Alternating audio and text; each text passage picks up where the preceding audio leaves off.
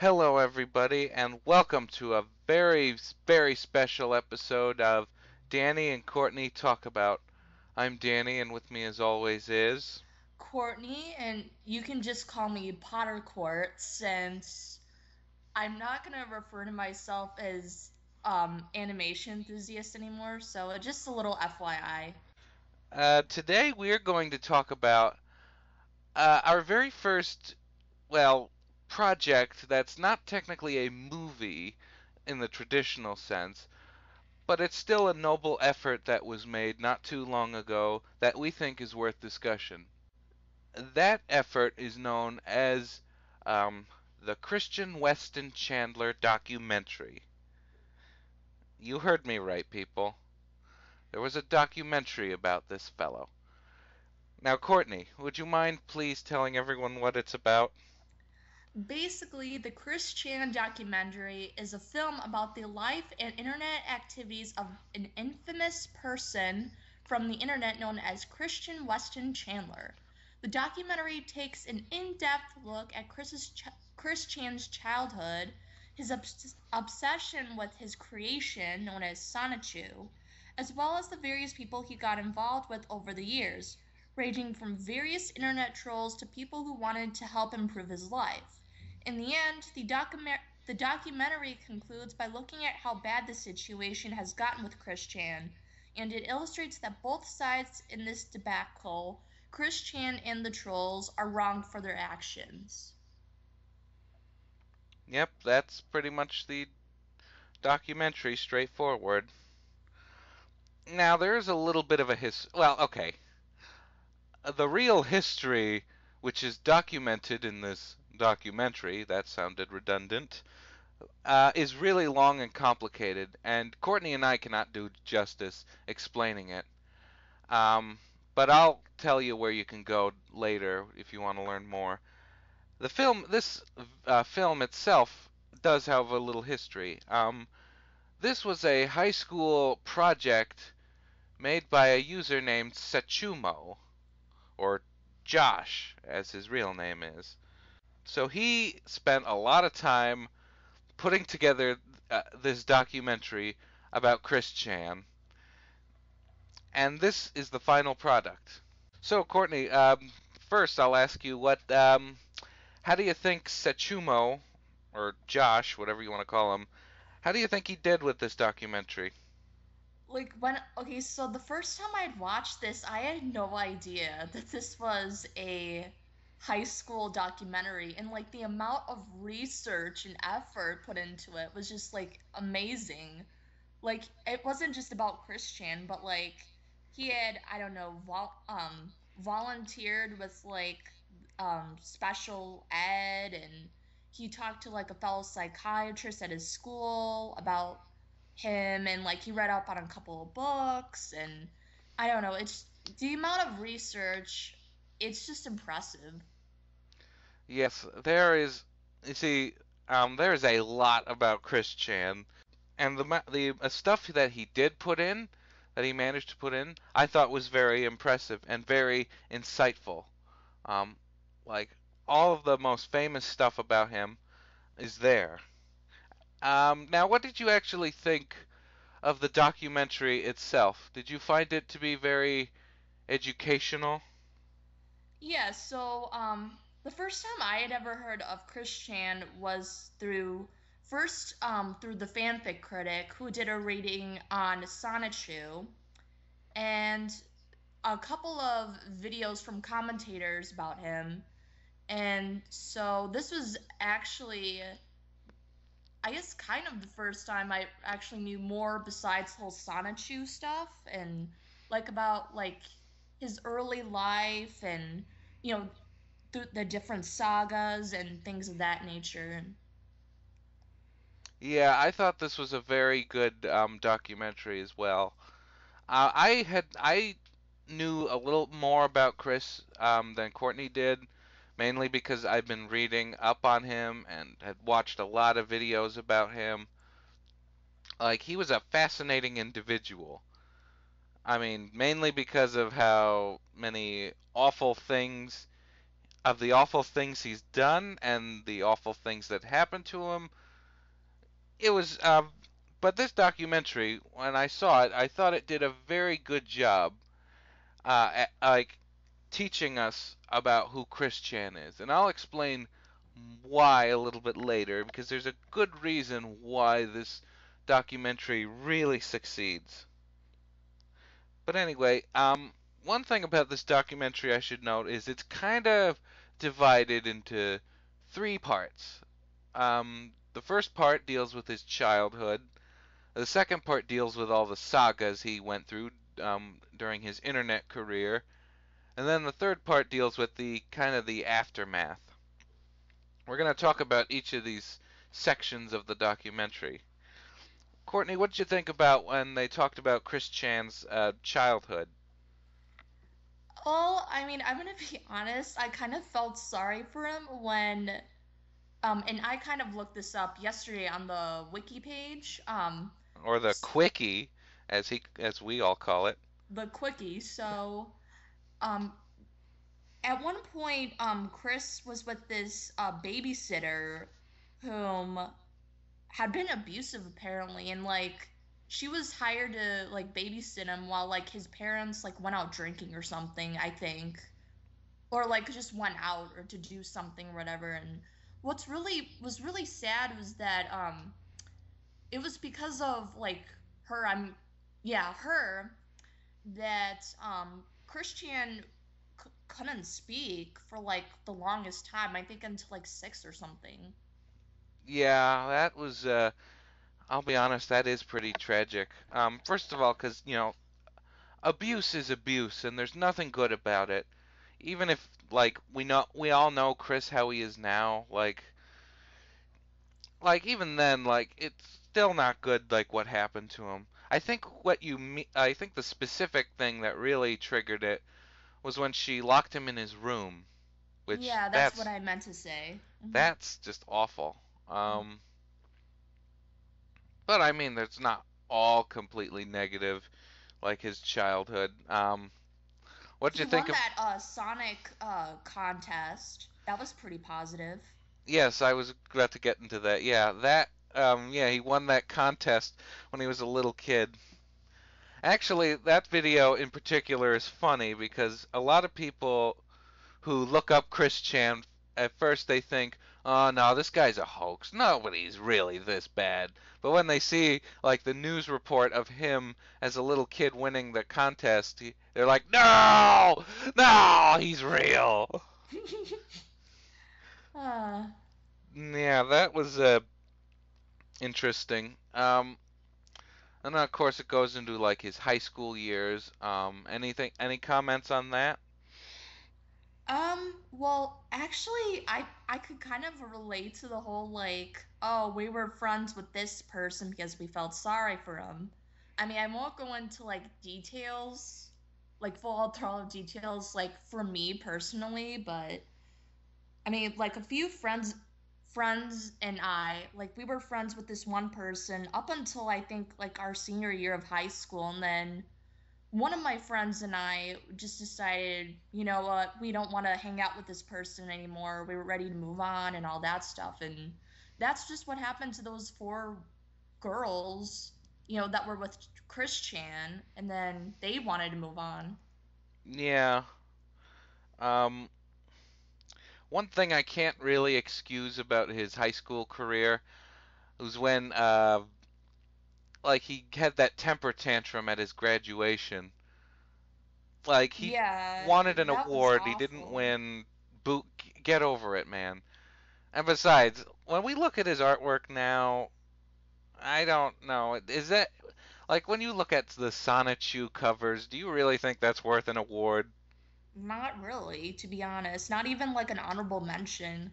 I don't mean to sound harsh, but yeah. Yeah. Well, either way, that had like a big impact on him. Um, Actually, a lot of things apparently had a big impact on him. Even one Mhm. incident where he met this animatronic bear that misheard his name, and he stuck with the name ever since. For those who don't know, and this is covered in the documentary, but I'll say it anyway. Chris Chan's real name was originally Christopher Weston Chandler, but this animatronic bear accidentally said it as Christian, and he's stuck with it ever since. What'd you think about that little detail? That is just weird. Like, okay, you're gonna get mistaken. Your name's gonna get mistaken from an animatronic bear, but I'm gonna keep it anyway. Like, really? Why? I mean, I understand you're little, but I don't know. And then And the there, parents went with it. Like, yeah, his parents, and I know a lot of people can agree his parents were really also kind of a big contributor to how Chris became who he is. Because they, like the documentary said, they sheltered him and tried to keep him away from the real world. Um, Basically, they spoiled him, and they didn't really get him the correct help he needs. Because for those who don't know, he is a high functioning autistic individual um, who did not get the proper treatment one deserves. yeah, I mean, like they were afraid that he would go to like a mental asylum. I think like when he was like little or something, or like at one point in the documentary or something. Yeah, that's right. They do say that.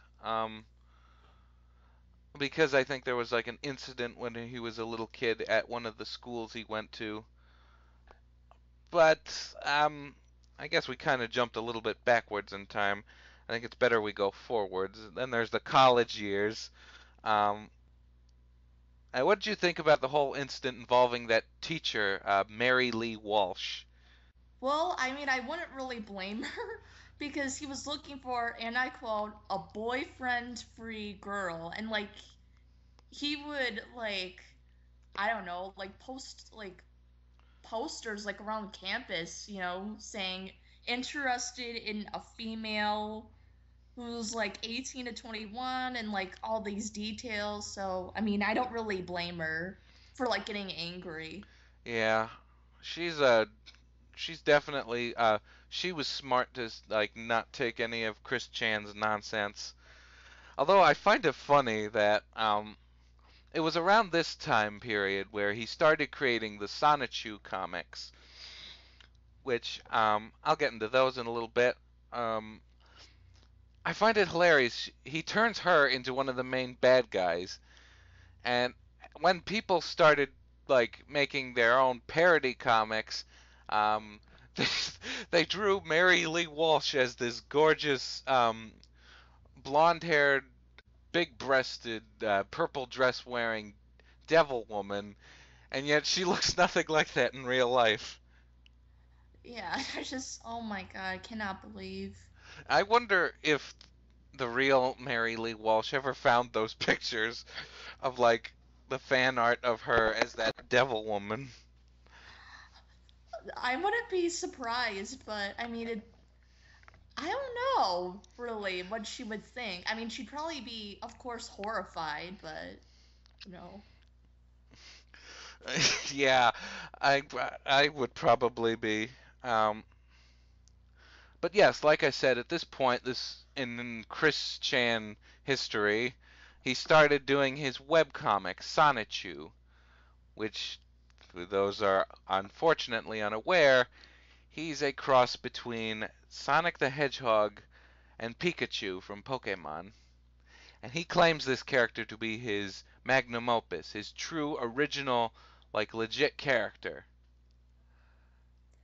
Yeah, and if you call him out on it, then he disagrees, saying like you're slandering or you're a troll or something.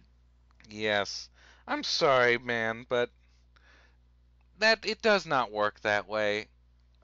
I'm sorry. That would be like if I combined Snoopy from Peanuts and Garfield and said, "No, this is my new original character, Snoopfield." I couldn't get away with that. Not like legitimately. Maybe as a fan comic or maybe, but like I couldn't really do any publishing with him. By the Yeah, way, because it's all the magic of copyright. yes.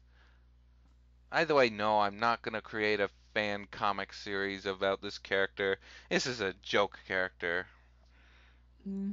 Um, but yeah, so he started posting Sonichu stuff on the internet, and of course, this of course led into the second part of the documentary, which dealt with all of the various sagas or story arcs involving Chris Chan's unusual life, usually revolving with other people.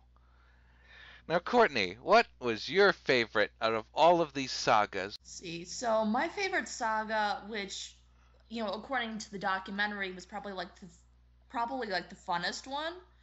Um, I'd have to say the Liquid Chris saga because it was so funny when when that guy was like impersonating Chris and then Chris kept getting pissed off. Yeah, you kind of took the words out of my mouth. Liquid Chris is definitely one of my favorite sagas as well. I just find it hilarious that, it's obvious Liquid Chris is trying to mock Chris Chan, Oh yeah, totally. but he sees it as like legit identity theft. And of course, there's another part to this saga that I thought was really funny. Unfortunately, wasn't really covered very much in the documentary, but I'll get into that later. What other sagas did you like?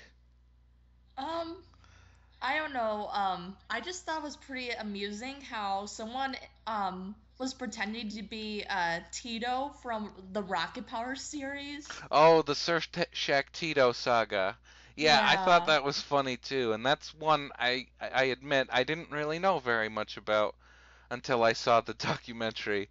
Um, Mhm. yeah, I mean, I find it funny. He thought like some cartoon character was like hacking into his PlayStation accounts Oh my God. and actually pretending to be the character with the whole like the ancient Hawaiian saying. I know. That would be, what would be even funnier is if someone does an Uncle Iroh saga where he pretends to be Uncle Iroh from Avatar and like mess around with Chris. Like, can you imagine that? Oh my gosh, that would be so funny. And then he'd try to give him like these words of wisdom and like Chris wouldn't listen or Or he'd oh be my God. like, "Now, how about some nice calming tea?" Because Oh my Uncle God. Iroh loves tea. Yeah, I remember that. Yes, yes, some nice warm tea. Um, how about I name a couple of sagas that were mentioned in the video, and I'll ask what you thought of them. Does that sound fair? Yeah, that sounds good. What did you think of the Megan Saga? I think had Chris hadn't of bothered her with the whole love quest thing and then actually have been like a civilized human being, sorry to say, then I think they probably would have still been friends, I think. Yeah, I agree. I think she should have especially been careful, 'cause like that guy was like when he was being all creepy and stuff. Like, if anyone does that to you guys, to you, any ladies watching this, run as far away as you possibly can. Exactly. And then if they draw nude pictures of you and post them somewhere on the internet, then I think maybe you should file a restraining order if you don't already call the police. Exactly. And which is why I'm glad I don't live in Virginia, specifically where Chris lives. Yes, information that we all know because he, I hate to sound harsh here, stupidly posted on the internet voluntarily. Exactly. What other sagas? What did you think of the Adam Steakhouse saga? Now, honestly, Chris was being butthurt just because he was trying to enter this contest to impress Megan by rapping horribly. I like this saga, mainly because it's the only saga where the person in question is not actually trying to be antagonistic towards Chris. He was just entered a contest and had no idea that this was going on. Which, by the way, when you saw the clips of his entry, do you think he deserved it more than Chris? I think so too. If even if he did have help from his sister, to be honest. Yes, yes. Adam's Steakhouse certainly deserved whatever prizes were given. Anyway, let's think of another saga. What did you think about the Clyde Cash saga? Now, remind me again, what was the Clyde Cash saga again? He was a guy who constantly he got involved with a lot of other sagas. He teamed up with like other trolls to like get Chris angry. Oh, yeah, Clyde. God. Not much to say about him. Not much to say about that one, personally. I'll say he's certainly the most persistent troll. He really got a kick out of tormenting Chris. Hmm. Let's see, what's another one? Oh, what did you think of the Jimmy Hill saga? Um, okay, you'll have to remind me again of that too. He was some guy from, I think, Europe who was claiming he owned the rights to Sonichu, and Chris was getting angry, and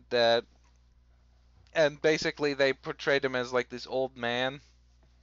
Oh yeah, I remember that. Like he was claiming the rights to Sonichu or something. Yeah, and then he made artwork that like offended Chris greatly. Yeah, that was pretty funny. Yeah, it was hilarious. Uh, Um, what else was there? there was the Julie Saga, which personally I thought was disturbing. Oh yeah, that one. I have to be honest. That one was cruel.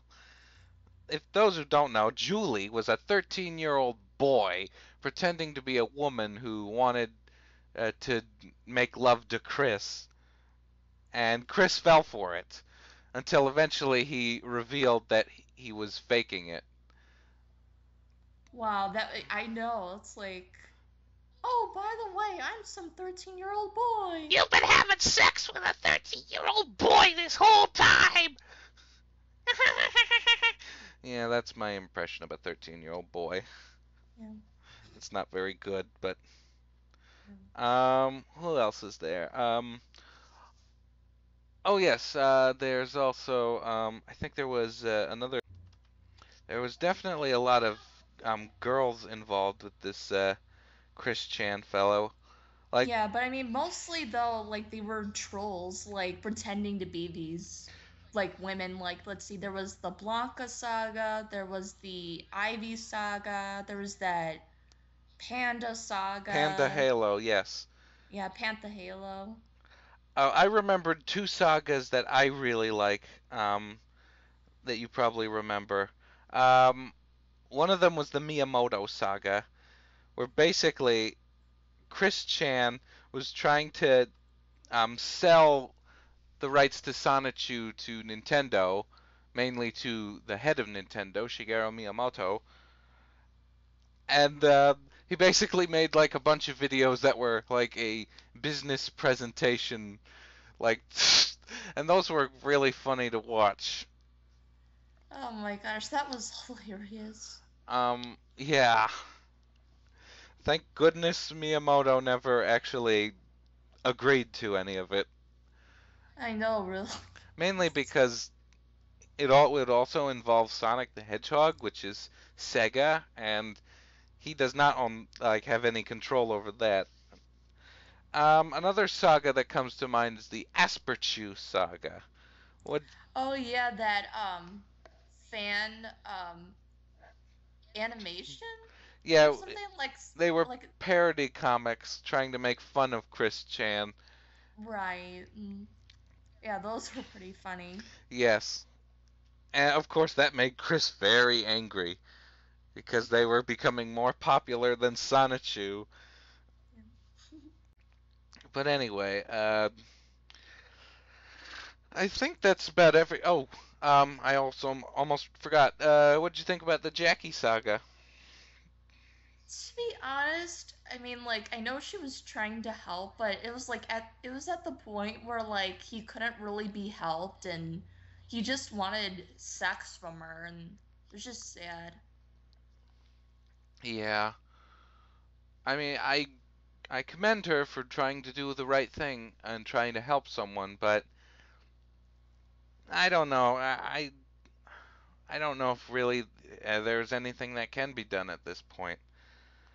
Oh, I think the last saga, which has been an ongoing one for a while, and is actually still kind of having taking place right now, the Gameplay Saga. Oh boy, that where do I begin with that? Um, Honestly, he was just pretty much a creeper, to Yeah, be honest. Like just going over there and it's like he violates his ban and yes, violating his ban multiple times. I will add, like, my God. doesn't he have any? Not well, actually, I'll point out. Not only was he banned from like that place, he's been banned from a lot of places as well. The documentary covers this Mm-hmm. briefly.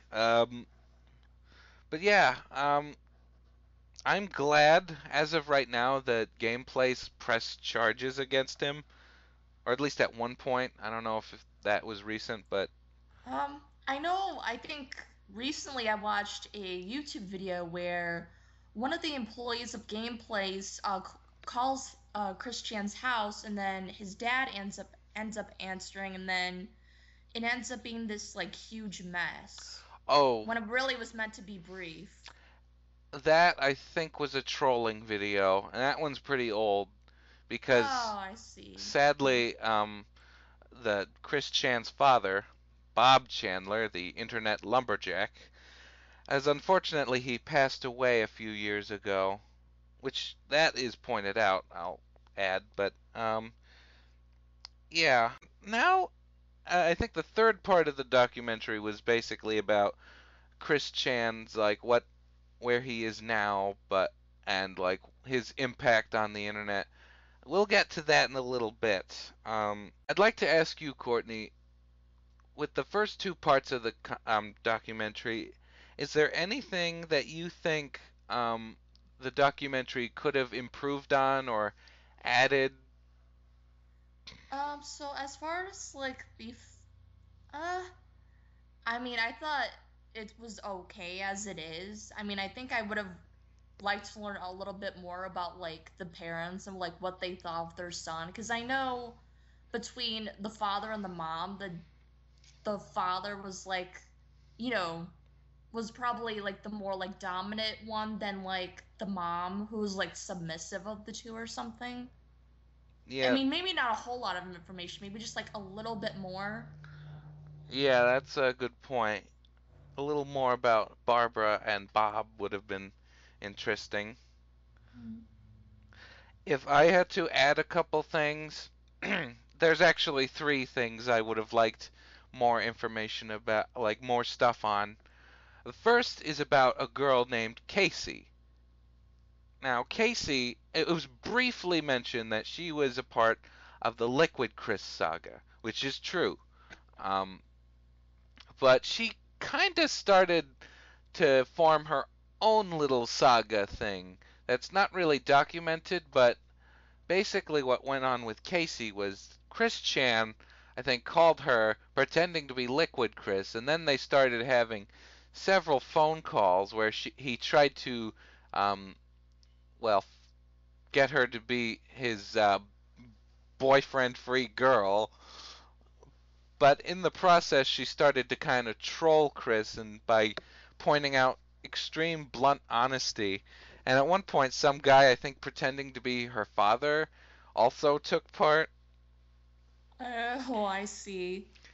And then, of course, eventually there was a call where Liquid Chris jumped in and is like, "Oh, hi, if it isn't Mr. Ian Brandon Anderson. My name is Kristen Weston Chandler!" Ah, ah. And, of course, Casey was kind of I have to be honest, like the later phone calls, including the final one, she kind of came off a little bit, well, mean. Like, I'll give you an example. In the beginning of that call, before Liquid Chris jumps in, um, Chris Chan sent her a comic, and she was acting very offended because one panel had Chris Chan shooting Liquid Chris, and she was like, "No, that's my boyfriend. How could you shoot him? That's messed up." And he's like, "Well, I could redraw the comic." He's like, "No, no, it's too late. No, you shot him." You see where the problem is? Oh my god, yeah. Like, Chris Chan was offering to redraw it, but Which, wow, he listened to someone for a change. yes.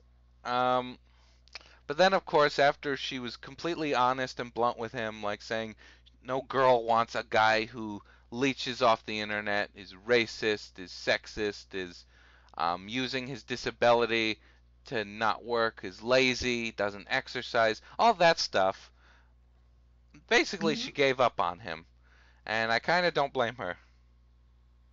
I know, I don't blame her either, to be honest. Um, Another thing I wish the documentary kinda had covered. I mean, maybe they covered it briefly with the Julie Saga, but to be honest, the ones I'm referring to, I don't know if they were part of a saga or anything, but there was a time where a lot of very inappropriate videos were leaked by the trolls. Many of them involving Chris being naked, doing inappropriate things. Now, warning, what I'm about to say is extremely gross. Whoever's listening, if you get disgusted easily, I suggest muting the video right now. Starting now. Like one instance where Chris Chan drank his own semen. Any reaction to that? Oh. It's just, oh my god, why? Why would you do that? Well, in his logic, I think it's to preserve his sperm cells so that he won't lose any, which I'll point out the human body doesn't work that way. But what makes it more disgusting is he mixes it with um, orange soda. What? Yes. So yeah, lots of videos were leaked. I wish the documentary kind of covered that. But at the same time, I guess it's kind of a good thing they didn't. Yeah, and it probably wouldn't have been inappropriate. It wouldn't have been appropriate considering this was made by like a high schooler and it was for like a project. Yeah, I mean, I think an acknowledgement of it would have been nice. Um, Now, the last thing I wish the documentary had covered, and again, I don't know if it was part of any saga or not, but there was a very infamous video where Chris Chan did a tour of his house, his giant pigsty of a house. Basically, a landfill looks a lot cleaner than his house. You get what I'm saying? Yep, it's probably like I know like the mom, I think, was a hoarder or something. And then I heard like Bob had gotten like, I don't know, like fleas or some sort of ticks or something from it or something. Yes, and of course they have pet cats, and you know what cats like to do. Yep.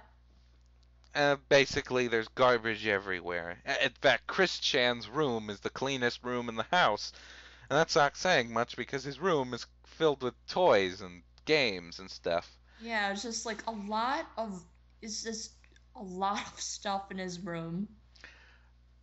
So basically, he made a house tour, and then, of course, his dad found out about it, and of course, there was a video that came after the house tour where basically Chris was demanding people take the videos off the internet, and then his dad barges in and is like he's like reprimanding him for like those videos, because if like the government saw them, they could have their house condemned. My mother and my father are angry at me. They're blaming me. It's my fault. I admit it's my fault. I want everything about my house off the internet. I'll send in detectives. I'll send in police. I'll send in everything in my power to get it off the internet. Listen to me. Listen to me. Yes. Listen to me. Yes. Shut that goddamn thing off. I don't care what you do. You get all that stuff off of there tonight. I'm working on it.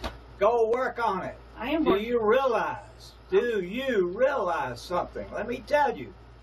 If the health department of Greene County sees those videos that you put on the damn internet, they could condemn our house and we would have to move out of it. I see. You go get that goddamn stuff off of there and fast. I'm working on it. I was making a YouTube video for you to tell everybody to get the images off of the internet. It's on my control. I wish that that little incident was covered in the documentary, because it's kind of interesting and kind of funny. I say funny because it's funny seeing somebody yell at Chris for a completely legit reason. Yeah, I mean, I think that would have been interesting to see, to be honest, because I had honestly never had seen the house tour video. I don't think you want to. No, I mean, I don't want to, but that's a good thing, obviously. Yeah. Although at the same time, like, the Chandler household could have easily been cleaned up. So that would have probably resolved everything. But no, they were all too lazy to do that. Mhm. So those are three things that I wish the documentary had gone into a little bit more detail with. But regardless, I think what they do have, I think it was very good. I think they covered a lot of very helpful information. I heard rumors that there might be a sequel. Hopefully, if I'm lucky, the sequel will cover information like this. Yeah, and hopefully, like I said, like not a lot, but maybe like a little bit more information in regards to like his parents. Yes. And now we're going to talk a little bit about the third and final part of the documentary, which mainly was about the aftermath of like Chris Chan's entire internet history. Basically, now this is what I like the best about this documentary, is that it's completely unbiased, sadly unlike us, but that doesn't matter. And it basically, the documentary ended by saying, like, in the grand scheme of things, this whole scenario is nothing but is nothing but a big tragedy, and that everyone involved is wrong for their actions. I mean, Chris Chan is wrong for, like, a lot of the things he did, whereas the trolls are also wrong because they kind of provoked and tormented this guy and made basically his life very miserable. Like the parts of it that weren't already unhappy. Right. Mhm. So yeah, I like that basically they said the documentary ended by saying, all the sides are in the wrong and there's only so much you like even if you do like to mess around with people on the internet, like even you gotta have some limits. Yeah, I mean, like, is it really worth it to message Chris saying, "Hey, you're messed up, you need some help, blah blah blah." And yeah, I like that it was like saying, that it ended like this because maybe it'll teach people in the future, like, this is what happens when you go too far with, like, trolling or cyberbullying, whatever term you want to use. Mhm. And of course, it's also a good cautionary tale, like saying, like, I guess you could say this is a good cautionary tale to parents, saying this is why you really should get help for your child if he suffers from some sort of disability. Otherwise, he'll turn into like what he is now. Yeah, and sadly, throughout the documentary, it seemed like he did get some therapy, but that didn't even help. Yeah. At this point, I don't know what's going to happen to Chris Chan. I think maybe at this point, trolls are not going to bother him anymore, which I guess is a good thing. But, we never know. I think the moral of the documentary is, you know, actually, there's two morals, I'll say. It's important to help your children grow up and get the help they need. And also, don't.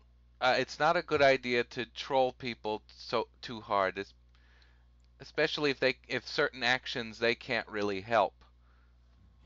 You agree? Right. I agree. So yeah, I thought it was a very very well done documentary. I commend Josh for doing a very good job at presenting all of the information he did, um, and for not taking any sides and for pointing out that like for being the good observer that he is from like the sidelines. And I'll actually say this right now.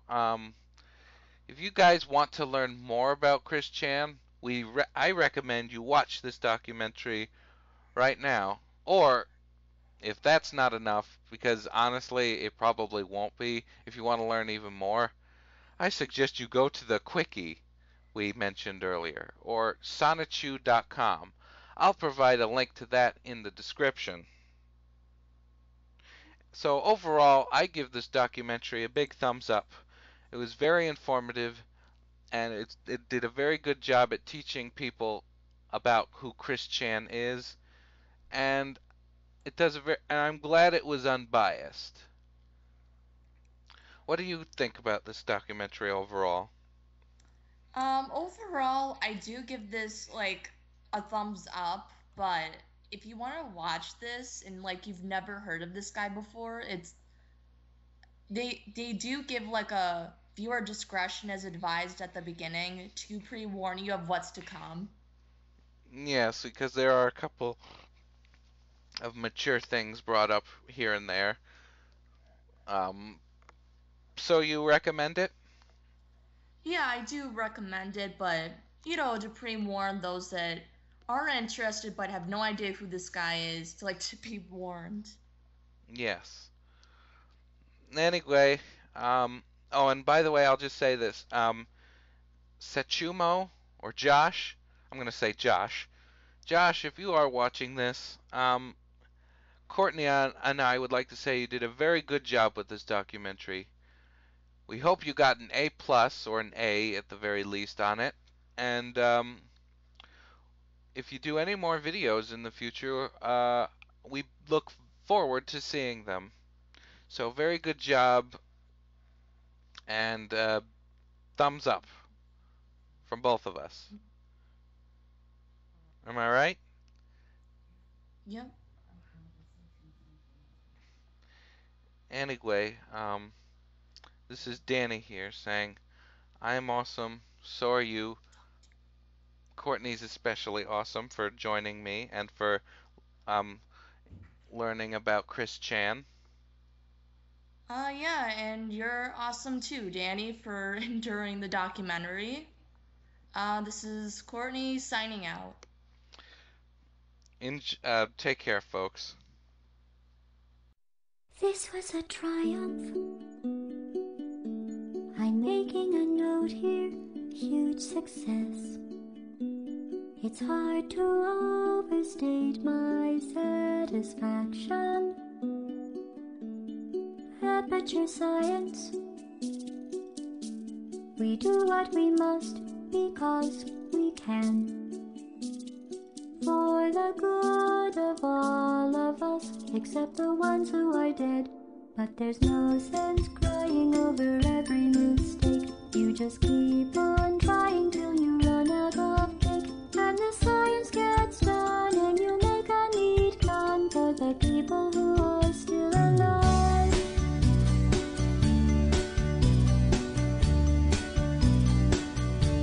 I'm not even angry. I'm being so sincere right now. This is not even the server captain's login. Gotcha. Because this is dead serious. The inside and outside tour I did a few months ago of my house. Everyone on the internet. Alright, let me just get that stuff off.